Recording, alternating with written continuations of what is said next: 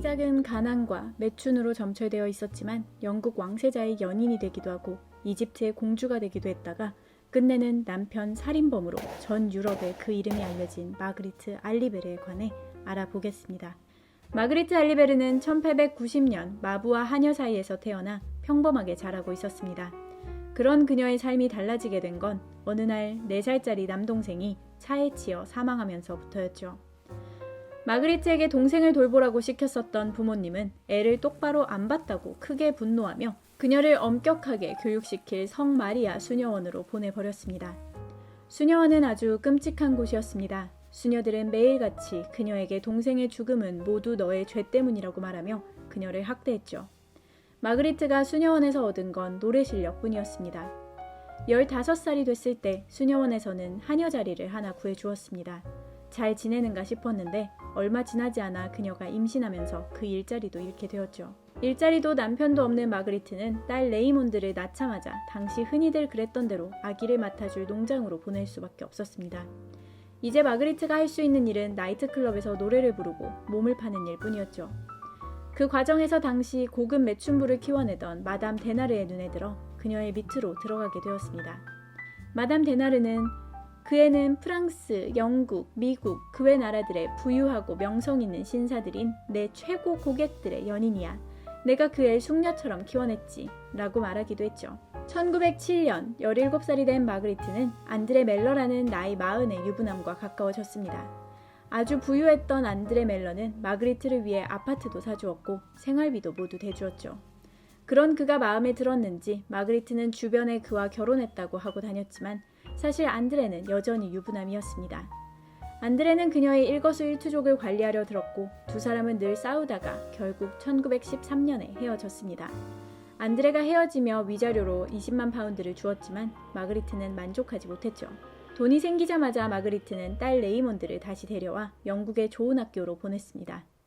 얼마 후 1차 세계대전이 한창이던 1917년 이제 파리의 고급 파티에서 빼놓을 수 없는 유명 인사인 마그리트는 군인이자 영국 왕세자인 22살의 에드워드를 만났습니다.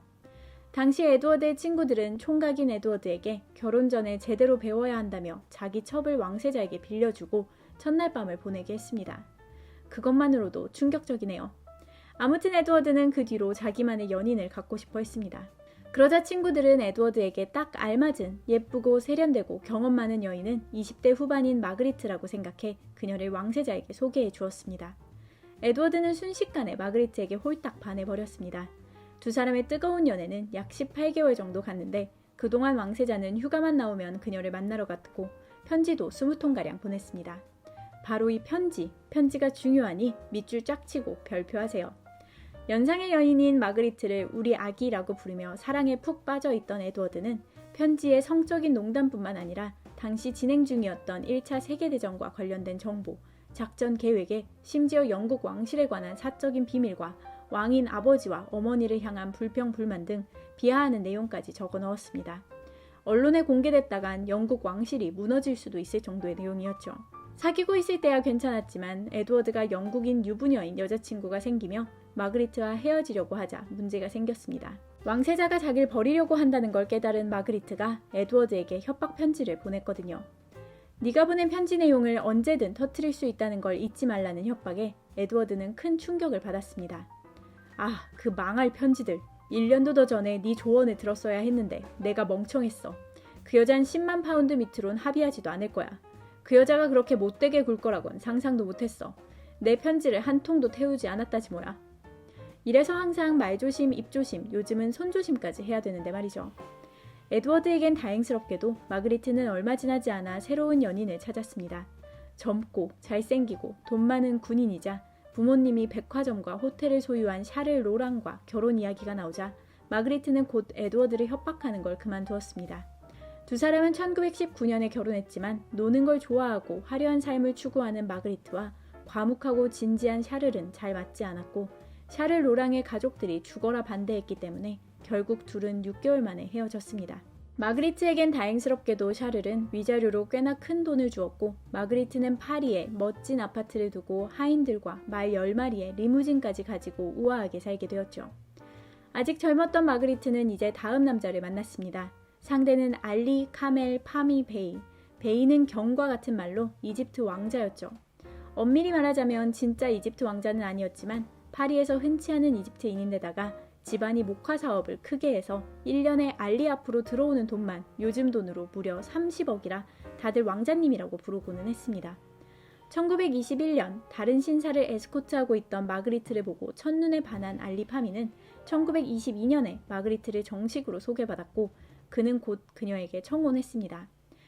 또 마그리트가 알리의 돈을 털어버리겠군 싶으시다면 이번에는 좀 달랐습니다. 마그리트야 그럴 생각이었겠지만 알리는 고집이 센 이슬람교도였고 그는 독립적이고 제멋대로인 마그리트를 순종하는 아내로 만들 수 있다고 자신했죠. 알리의 청혼에 마그리트는 두 가지 조건을 달았습니다. 하나는 파리에서처럼 옷을 입겠다는 거였고 두 번째는 이혼이 가능해야 한다는 거였죠. 이에 알리는 발끈했지만 마그리트가 대신 이슬람으로 개종하겠다고 하자 받아들였습니다. 그렇게 혼인신고도 하고 개종도 한 마그리트가 이집트로 이사와서 이슬람식 결혼을 하기 전날 알리는 이혼 가능 부분을 지워버리고는 아내를 더 들여도 된다는 조항을 추가했죠. 뒤통수를 제대로 치네요. 그렇게 이집트 카이로에서 시작된 두 사람의 결혼 생활은 순식간에 파국으로 치달았습니다. 둘은 끝없이 싸웠고 집안에서뿐만 아니라 밖에서도 소리를 지르며 싸우는 건 일상이었죠. 고지식한 이집트에서 자유분방한 마그리트는 행동도 성격도 눈에 띌 수밖에 없었는데 알리는 그게 좋아서 결혼해놓고 이제 와서는 그게 불만이었습니다. 결혼한 지 1년이 되었을 때인 1923년 마그리트는 남편에게 영국으로 가서 오페라를 보자고 졸랐습니다. 부부는 런던의 사보이 호텔에 머물렀고 7월 9일 두 사람은 즐거운 과부라는 오페라를 보고 돌아왔습니다. 이게 소설이라면 복선 같은 제목이네요. 호텔로 돌아와서 늦은 저녁을 먹고 난 뒤 둘은 또다시 말다툼을 하기 시작했고 알리는 화를 내며 방을 나가버렸죠. 몇 시간 뒤 새벽 2시 반 사보이 호텔에는 세 발의 총성이 울려 퍼졌습니다. 마그리트가 늘 베개 밑에 숨겨두던 권총으로 남편의 뒤에서 등과 머리를 쏜 거였죠. 사람들이 방 안으로 들이닥쳤고 놀랍게도 그때까지 살아있던 알리를 데리고 병원으로 갔지만 그는 곧 사망했습니다. 자 이제 피해자도 있고 총도 있고 쏜 가해자도 있으니 조사할 것도 없이 마그리트는 체포되었습니다. 하지만 마그리트에겐 걱정이 없었죠. 살인을 계획하고 영국으로 온 것이었으니까요. 그게 무슨 소리냐면 아까 밑줄 쫙 치고 별표 그리라 했던 편지 기억나시나요? 영국 왕실을 무너뜨릴 수도 있었던 바로 그 편지. 마그리트는 에드워드에게 연락했습니다. 잊고 있었던 편지에 관한 협박을 다시 들은 에드워드가 발을 동동 구르자 영국 왕실과 정부에서 귀하디 귀한 왕세자를 구하기 위해 몰려들었습니다. 결국 영국에서는 마그리트에게 카이로에 숨겨둔 에드워드의 편지를 가져오기만 한다면 마그리트의 직업도 과거도 숨겨주고 감옥도 피할 수 있게 해주겠다고 제안했죠.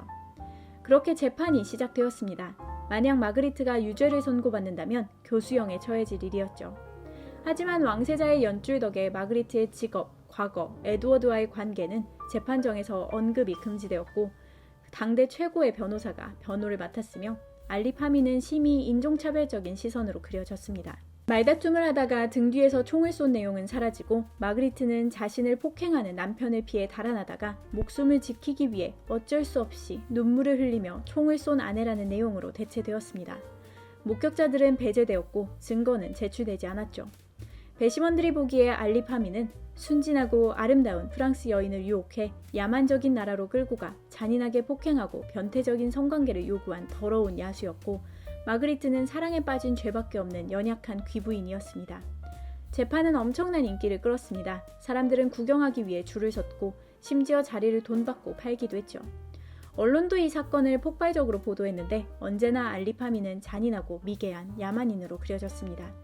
배심원은 고작 1시간 만에 결정을 내렸고 마그리트는 정당방위이자 무죄로 풀려났습니다. 자유의 몸이 된 마그리트는 심지어 알리 파미의 과부로서 알리의 재산을 유산으로 받으려는 시도까지 했으나 이는 이집트 법원의 관할이었기에 단칼에 거절되었습니다. 이후 마그리트는 고향인 파리로 돌아와 스스로를 이집트 왕자의 아내인 마그리트 공주라고 이야기하고 다녔습니다. 그리고는 1971년 80세의 나이로 사망할 때까지 무려 5명의 남편을 더 두고 그들에게 받은 위자료로 부유하고 안락하게 여생을 살았습니다. 에드워드의 편지 중 몇 장은 끝까지 숨겨두었다는 이야기도 있는데 진짜일지는 모르겠죠. 마그리트의 정말 충격적인 인생 이야기 흥미롭게 보셨나요? 좋아요와 구독 잊지 마시고 여기 또 다른 재미난 이야기들도 추천드려요. 끝까지 시청해주셔서 감사합니다.